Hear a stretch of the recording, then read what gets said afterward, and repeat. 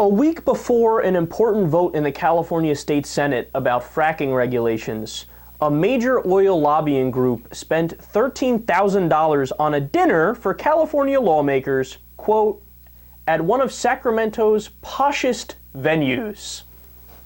So, you see what's going on here? The table is set. Basically what you have is lobbyists trying to get their way on a piece of legislation, so they wine and dine and schmooze the politicians to try to buy them.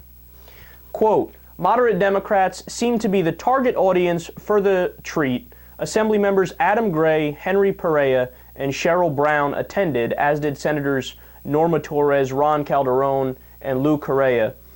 Now, let's pause here for a second. Why do you think that is? Why did they go after the so-called moderate Democrats? Because they know that the progressives aren't going to vote with them. They're not going to vote in favor of the oil companies. They're not for sale.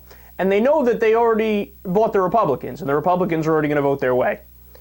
So who do you go to? You go to the so-called people in the middle. The moderate Democrats who are for sale, but you really have to schmooze them and you really have to work for it before you get their vote.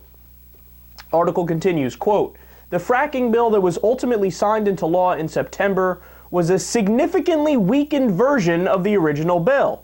The law as it was signed does require oil and gas companies to get a permit before they drill, but it doesn't trigger an environmental review process for each well, something the Western State Petroleum Association lobbied hard against. So realize what's going on here. The lobbyists essentially bribe the politicians, and the politicians weaken the bill and go easier on those companies. The law will force oil and gas companies to list the chemicals they use online, require them to get a permit for fracking, notify neighbors before drilling, and monitor groundwater and air quality. These regulations, according to the LA Times, were, quote, so watered down from the original bill that they were deemed useless. So, what are we dealing with here? It's what I like to call symbolic regulation. So these guys, these politicians, pass a bill that's strong enough where they can go to their constituents and say, see, we passed fracking regulation, vote for me, I'm doing my job. But what are the regulations in reality?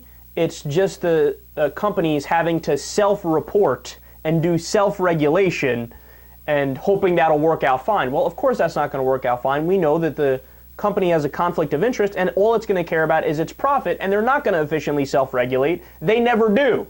So why did the politicians sell out?